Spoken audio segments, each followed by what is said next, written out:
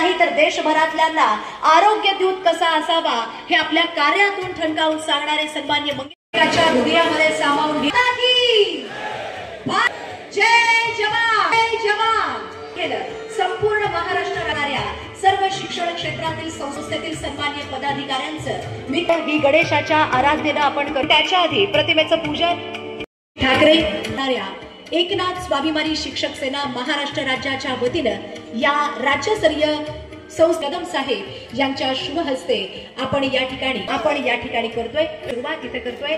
जोरदार टाळ्यांच्या गजरात कार्यक्रमाच्या उद्घाटनासाठी एकजुटीच्या ताकदीने आपले प्रश्न शासन दरबारच्या शुभेच्छानं आजच्या एकनाथ राज्याच्या वतीनं राज्यस्तरीय संस्थाचालक पुरस्कार सोहळ्याची सुरुवात आपण या ठिकाणी उपस्थित असलेल्या सगळ्या मान्यवरांच्या शुभ हस्ते आपण आजच्या सोहळ्याची सुरुवात केली। सगळ्या मान्यवरांचे आभार। एक हात जोडून कळकळीची विनंती, फक्त प्रेस फोटोग्राफरांच्या व्यतिरिक्त इतर कुणीही मोबाईल घेऊन फोटो काढण्यासाठी येऊ नका। शिक्षण संस्थेच्या वतीनं सन्माननीय अडसूळ सरांचा खरं तर आज वाढदिवस लेख द्या आणि पुढे त्यांना मी विनंती करते, संस्था चालकांना विनंती करते आपण मंचावर यावं, संस्थेतील सदस्यांना विनंती मंचावर यावं आणि त्यांच्या कार्यावरती आधारलेलं या सगळ्या शिक्षकांच्या वतीनं सन्माननीय अडसूळ सरांना ही भेटवस्तू देण्यात येते। थांबा फोटोग्राफर सगळे आल्याशिवाय काढून। यानंतर अडसूळ सर यांच्या प्रत्येक कार्याला ज्यांचे आशीर्वाद आणि मार्गदर्शन लाभतात असे त्यांचे आई वडील त्यांचाही सन्मान मंत्री महोदयांच्या शुभ हस्ते सन्माननीय मंगेशजी, सन्माननीय प्राध्यापक डॉक्टर शिवाजी वनकडे सर, स्वाभिमानी शिक्षक सेनेचे ग्राहक संरक्षण अन्न आणि औषध प्रशासन विभागाचे राज्यमंत्री तथा गृह राज्यमंत्री सन्माननीय नामदार योगेश कदम साहेब आज आवर्जून सगळ्या ठिकाणी आवर्जून उपस्थित आहेत। त्यांचं स्वागत सन्मान अडसूळ सर आणि मधील दादांच्या हस्ते होतोय। जोरदार टाळ्यांच्या गजरात नामदार योगेश कदम साहेब यांचं स्वागत, त्यांचा यथोचित सन्मान चिवटे साहेबांचा वेगळ्या वर्गात सत्कार।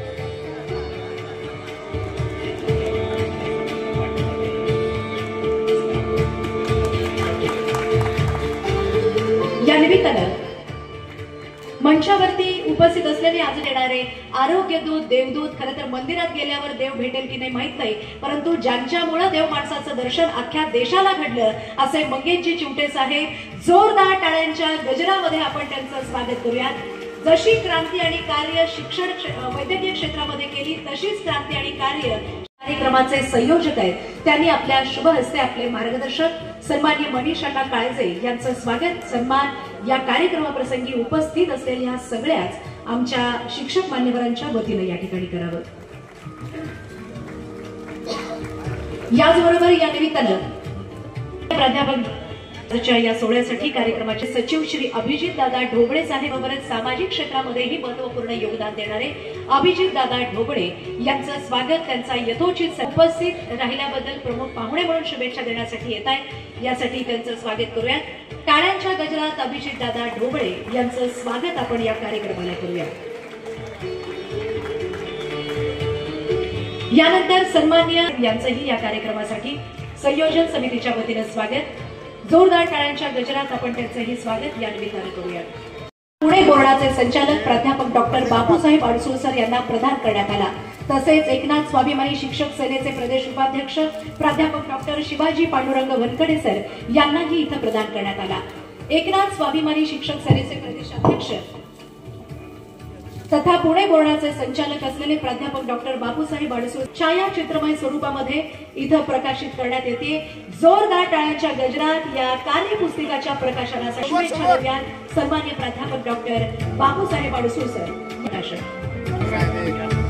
खाली आपण न्याय मिळवून देताना या वैद्यकीय कक्षाची मूळ संकल्पना मांडणारे आरोग्य दूत आणि देवदूत असलेले मंगेश आरोग्यमय आरोग्य दत्त अशा या पुस्तिकेचं प्रकाशन करतो। एकदा जोरदार गजरात या कार्याला आणि या पुस्तिकेच्या प्रकाशनासाठी आपण शुभेच्छा देऊ। कार्य अगदी पवित्र मनाने केलेलं आहे, त्यांच्या शुभ हस्ते आपण मंत्री महोदयांचे आभार। बाजूला स्टेजवरती यावं आणि उतरत असताना त्या बाजूला खाली स्टेज सुरुवातीला एकनाथ स्वाभिमानी शिक्षक सेना महाराष्ट्र राज्यस्तरीय आदर्श संस्था संचालक पुरस्कार आणि मी आमंत्रित आणि सचिव यांनी कृपया मंचावरती यावं। राज्यस्तरीय आदर्श संस्था पुरस्कार स्थापन केले आणि आज एकूण 106 शाखा उत्तमरित्या पूर्ण यांचा सन्मानित होतोय। राज्यस्तरीय आदर्श संस्था पुरस्काराने आपण सन्मानित करतोय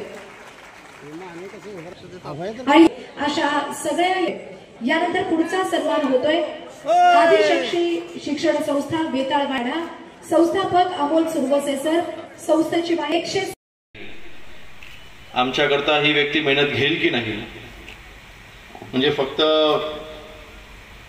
सभागृहामध्ये जायचंय म्हणून विधानसभा निवडणूक लढवायची की खरोखर आमचे प्रश्न मांडायचे।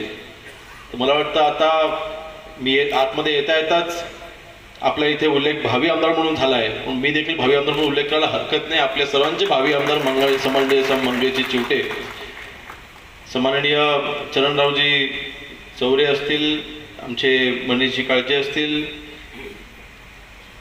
औदुंबर उखेडे असतील, सचिनजी जगताप, आमचे आज इथे सर्व शिक्षक संघटनेचे पदाधिकारी असतील। एकंदरीत आज आपणा सर्वांच्या उपस्थितीमध्ये हा पुरस्कार सोहळा आणि वितरण सोहळा इथे पार पडतोय।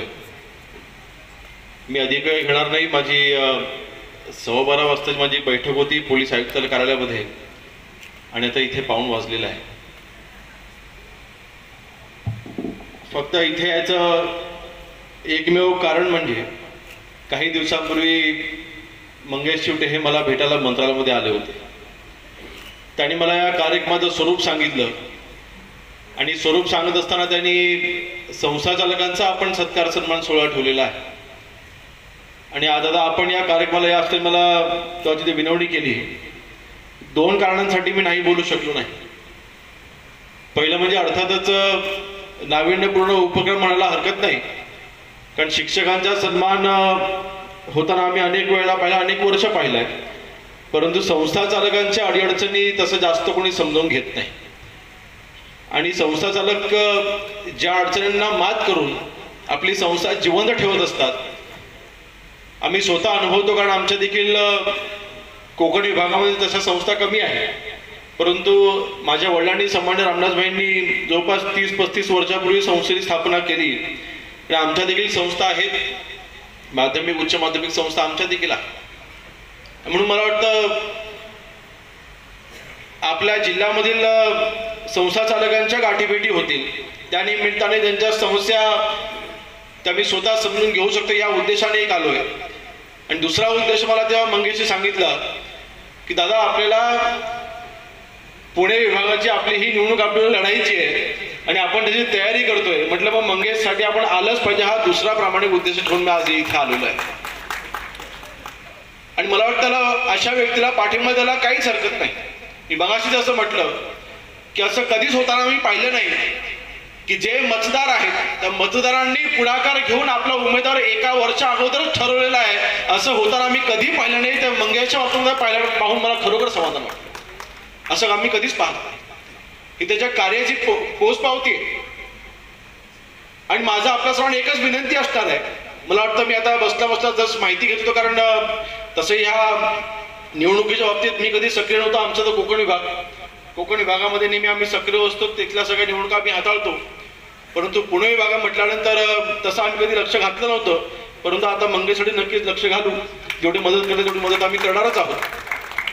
जवळपास 56,000 काहीतरी मतदार आहे आणि आपल्याला मला सांगायला एका गोष्टीचा अभिमान वाटतोय की आज महाराष्ट्र राज्याचे उपमुख्यमंत्री सन्माननीय एकनाथ शिंदे साहेबांच्या नावाने असलेली आपली ही संघटना एकनाथ स्वाभिमानी शिक्षक सेना, या शिक्षक सेनेची आपण सर्वांनी स्थापना केली आहे। मला वाटतं ह्या आपल्या शिक्षक सेने आपल्या ह्या संघटनेच्या माध्यमातून अंगीकृत आपली संघटना, शिवसेनेची अंगीकृत असलेली संघटना, या संघटनेच्या माध्यमातून आपण ही पहिली कराची निवडणूक आपण लढणार असू आणि आपला हा विजयोत्सव 101% आपण इथे साजरा करणार, माझ्या मनामध्ये तीळ मात्र शंका नाही। परंतु तयारी करत असताना गाफील देखील राहतं का म्हणे। शेवटी 2019ला मी माझा फक्त अनुभव सांगतो छोटासा। 2019ला विधानसभेच्या निवडणुकीमध्ये पोस्टल मतदानामध्ये मी मागे होतो। पोस्टलचं मतदान झालं, तर पोस्टलचं मतदान सगळे आता मागणं नसलं तरी सुद्धा माझा एक सभागृह चालू होईपासून ते बंद होईपर्यंत मी सभागृह कधीच सोडत नाही. मी पूर्ण वेळ आतमध्ये बसून असतो. आपल्या विभागाचे प्रश्न मी मांडताना कधीच कोणाला पाहिलं नाही. म्हणून आपण ज्या उमेदवाराला आपण पुढे करताय ही व्यक्ती संवेदनशील आहे. मुख्यमंत्री सहायता निधीचा कक्ष हा कक्ष असतो ही माहिती आम्हाला मंगेश चिवटे या व्यक्तीमुळे समजला, महाराष्ट्राला समजली. याच्यामध्ये कुठल्याही दुमत असल्याचं कारण. आणि बांधवांना फक्त लहान सहान मदत नाही. माननीय एकनाथ शिंदे साहेब मुख्यमंत्री असताना मला वाटतं 350 कोटीपेक्षाही जास्त निधीचं वाटप गोरगरीब आरोग्य ज्यांना सेवकांची आवश्यकता होती अशा लोकांना आपण वाटप केलेलं आहे. सरकारचा निधी आपण दिलेला आहे. ही साधी गोष्ट नाहीये. आणि म्हणून मला वाटतं अशी व्यक्ती ज्याला संवेदनशीलता आहे, कुठल्याही व्यक्तीला लोकप्रतिनिधीला सर्वप्रथम संवेदनशील असणं अत्यंत आवश्यक असतं. आमच्या वडिलांनी आम्हाला शिकवलं, वंदनीय बाळासाहेबांनी आम्हालाही शिकवलेलं आहे. लोकप्रतिनिधी म्हणजे त्याला संवेदनशीलता असली पाहिजे. असंवेदनशील लोकप्रतिनिधी जर तुम्ही निवडलात तर तो स्वतःसाठी फक्त धावपळ करत असतो, तुमच्यासाठी धावपळ करत नाही. आता एक वेगळी पद्धत निघालेली आहे. विधान परिषदच्या निवडणुका म्हणजे तुम्हाला आमदार का व्हायचं असं ज्या प्रश्न विचारतो त्याला एकच उत्तर असतं, आम्हाला एकदा तरी त्या सभागृहात जायचंय ही इच्छा असते. परंतु तुम्ही ज्यांचं लोकप्रतिनिधित्व तिकडे करणार आहात, ज्यांचं प्रतिनिधित्व तुम्ही तिकडे करणार आहात त्यांचे प्रश्न आपण मांडाल की नाही. आणि म्हणून मला वाटतं आपले टप्पा अनुदानचे प्रश्न असतील. आपण मागाशी आपल्या आयडीच्या बाबतीमध्ये आपण जे इथे प्रश्न मांडले, माझ्या खात्याचे जरी संबंधित विषय नसले तरी सुद्धा दापोली तालुक्यामध्ये प्राथमिक शिक्षक संघटनांची काही दिवसापूर्वी राज्यस्तरीय तिथे मेळावा पार पडला. तिथे माध्यमिक देखील शिक्षक संघटनांची तिथे मेळावा पार पडला. दोन्ही मेळाव्यामध्ये मी आश्वासन दिलंय की आज आम्ही तरुण सदस्य म्हणून त्या विधिमंडळाचे, आज मी राज्यमंत्री म्हणून जरी कारभार पाहत असलो तर सुद्धा हे प्रश्न आम्ही अनेक वर्ष हाताळतोय. संच मान्यतेच्या बाबतीमध्ये जो काही तिथे निकाल, जो काही निर्णय शासनाने घेतला होता, नक्कीच त्या निर्णयाला आम्ही देखील विरोध केला होता. कारण आता सर्वात जास्त फटका आमच्या कोकणामधल्या शाळांना बसणार होता. आणि म्हणून माननीय सर्वोच्च न्यायालयाने त्या निर्णयाची स्थगिती दिलेली आहे. कालच आपल्या सर्वांना कल्पना आहे की पुण्यश्लोक अहिल्यादेवी होळकरांची 300वी जयंतीच्या वर्षाच्या निमित्ताने चौंडी येथे काल मंत्रिमंडळाची मंत्री परिषदेची बैठक पार पडली. या बैठकीमध्ये देखील माननीय मुख्यमंत्री महोदयांना आणि शिक्षण मंत्री महोदयांना दोघांनाही आम्ही विनंती केली आहे की हा GR आपण तात्पुरता आपण स्थगित करावा आणि ह्याचा पुढचा निर्णय होईपर्यंत आपण याच्यावर कुठलीही वाटचाल करू नये अशी विनंती आम्ही माननीय मुख्यमंत्री महोदयांना देखील आम्ही केलेली आहे. आणि पुढच्या आठवड्यातच आता समन्वय दादाजी भुसे साहेबांनी देखील आश्वासन दिलंय किंवा शुभेच्छा देत असताना सांगितलंय की आपल्या सर्व अडचणी सोडवण्याकरता आम्ही तत्पर आहोत. आणि म्हणून पुढच्या आठवड्यातच या बाबतीत बैठक देखील लावतो असं दादाजी भुसे साहेबांनी स्वतः काल आम्हाला तिथे आश्वस्त केलेलं आहे. म्हणून आपल्या सर्वांना अधिक वेळ मी घेत नाही. आज मंगेशजी यांना शुभेच्छा देण्याकरता आपण सर्व इथे उपस्थित झालेले आहात. आणि आपल्या सर्वांचा सत्कार सन्मान सोहळा आज इथे पार पडत असताना नक्कीच संस्था चालकांच्या देखील ज्या समस्या आहेत त्याकडे देखील दुर्लक्ष करून चालणार नाही. कारण ह्या संस्था ज्या अडीअडचणींना सामोरे जाऊन उभ्या राहतात. काही संस्थांमध्ये CSR फंडाची आवश्यकता असते.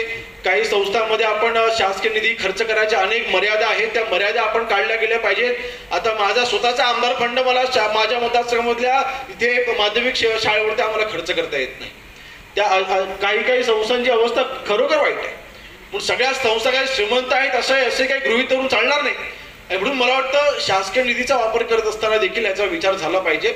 अनेक काही असे हेड आहेत, जसं प्राथमिक शाळांना आपण मदत करतो तसं माध्यमिक शाळांना देखील मदत करायला काहीच हरकत नाही. शेवटी तिथे शिक्षण घेणारा हा विद्यार्थी हा महाराष्ट्रातलाच आहे, या मातीमधलाच आहे. ते संस्था चालक देखील या मातीमधलेच आहेत हे विसरून मात्र चालणे. तो त्यांना थोडा आधार नक्की शासकीय निधीमधून आपण देऊ शकतो.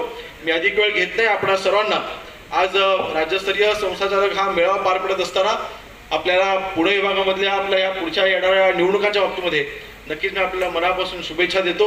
आणि मंगेश आणि त्यांनी इतका जबरदस्त त्या मुख्यमंत्री सहायता निधीच्या बाबतीत त्यांनी काम केलं म्हणून त्याच्या कार्याची पद्धत आम्ही फार जवळनं पाहिलेली आहे.